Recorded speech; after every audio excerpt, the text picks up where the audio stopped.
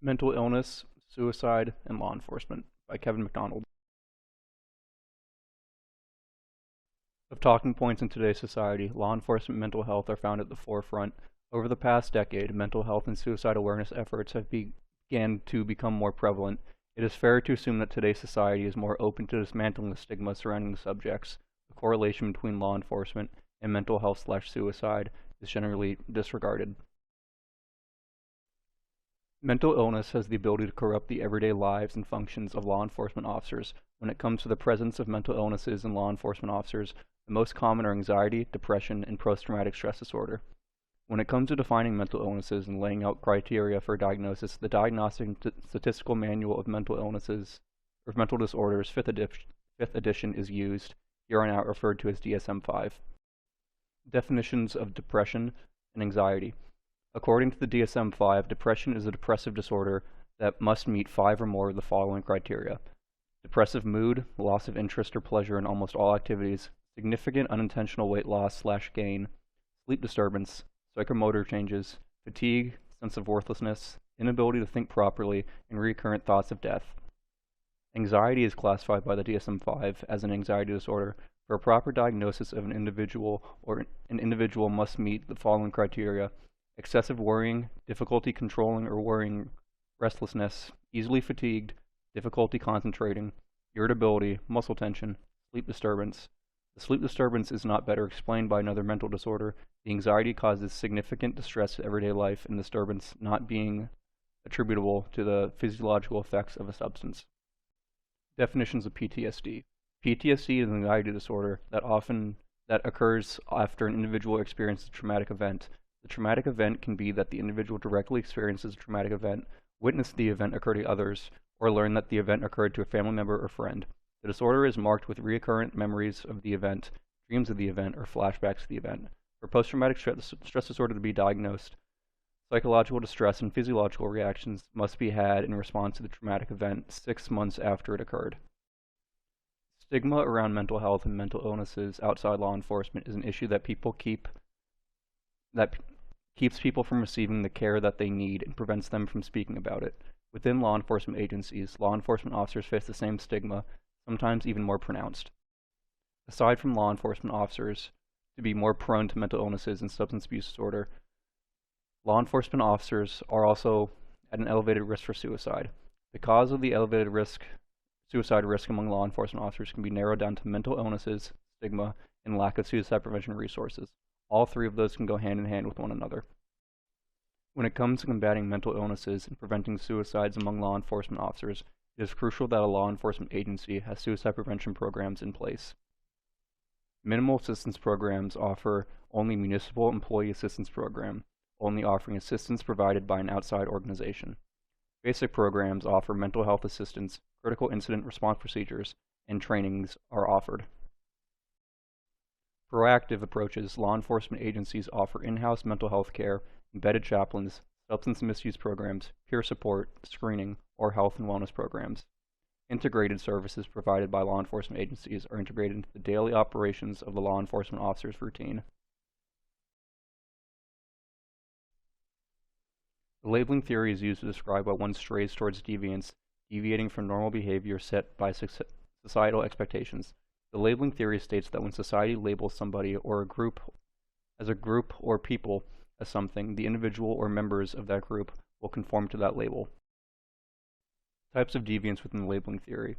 Falsely accused. Falsely accused represents those individuals who have engaged in obedient behavior but have been perceived as deviant, and therefore they would be falsely labeled as deviant. Conforming.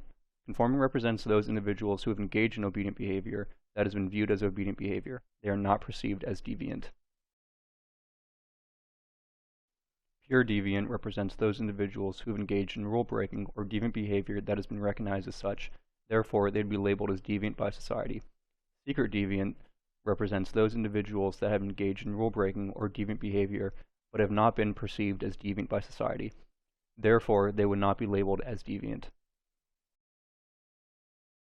The 3-step theory takes its structure from Thomas Joiner's interpersonal theory of suicide, offering different explanations for suicidal ideation, suicidal thoughts, and suicide attempts. The 3-step theory contains 3 steps that it takes for an individual to attempt suicide.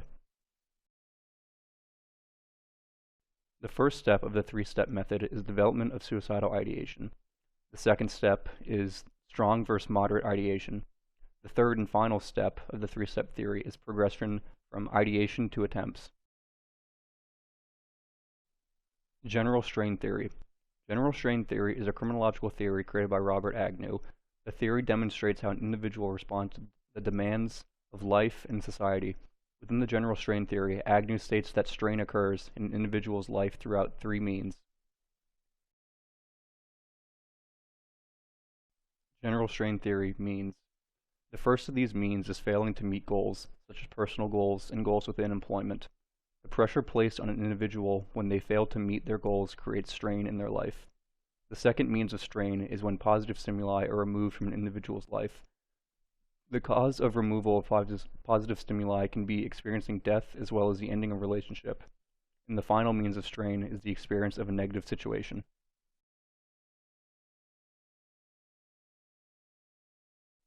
Surveys. Surveys gather information on topics by utilizing questions in which the respondent answers. Researchers utilize surveys for several reasons that assist them in gathering data. The first of these reasons is that surveys can be easily administered by researchers, allowing the study to be conducted in a reasonable amount of time when distributed in person, mail, telephone, or email. The second reason is that surveys allow for a repeated measure of data, allowing researchers to gather consistent data. The third reason is that the administration of surveys is relatively inexpensive. The last reason is that surveys allow for the anonymity of respondents.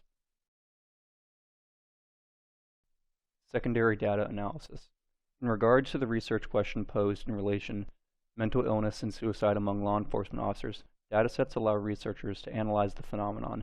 A dataset is defined as a collection of data. One of the datasets shown uses suicide rates among law enforcement officers to name the profession one of the most dangerous professions to be a part of. Analyzing datasets like these allow researchers to conduct secondary data analysis in order to view how prevalent the phenomenon of mental illnesses and suicide among law enforcement are. Pros and cons of the used methodologies. Secondary data analysis. The pros of using secondary data analysis is that it bases its findings off a solid foundation and contributes to the discussion of the research which is analyzed. The cons of using secondary data analysis are that the information presented within them may be outdated and no longer valid. The pros of using a survey to gather data is that it gives up-to-date information about the sample you are researching. The cons of using surveys to gather data is that the sample may not be representative of the population that you are trying to study.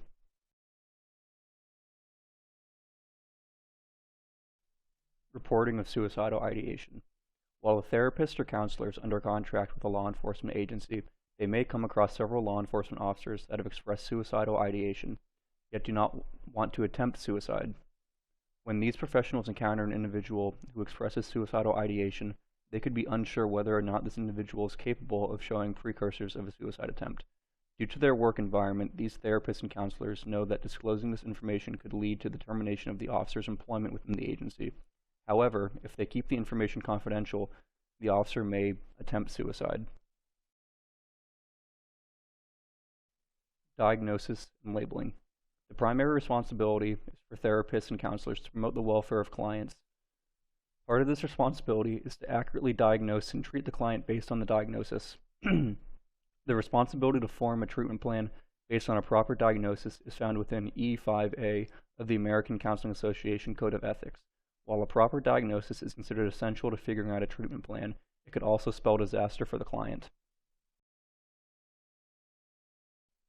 When an individual is diagnosed with a mental illness, they risk the chance of facing stigma, be it through labeling or culture. While it is the duty of a therapist or a counselor to promote the welfare of clients, this can cause an ethical dilemma within a law enforcement agency. Due to the stigma surrounding mental illness within the culture of law enforcement agencies, these mental health professionals must take into account Section E5B of the Code of Ethics. In conclusion, with the emergence of talks about mental health and suicide in law enforcement being relatively new, the research is still in its infancy. Despite the contemporary nature regarding the research, a stark picture is painted. Mental illnesses, as well as the stigma surrounding them, contribute largely to the risk of suicidal ideation and attempts.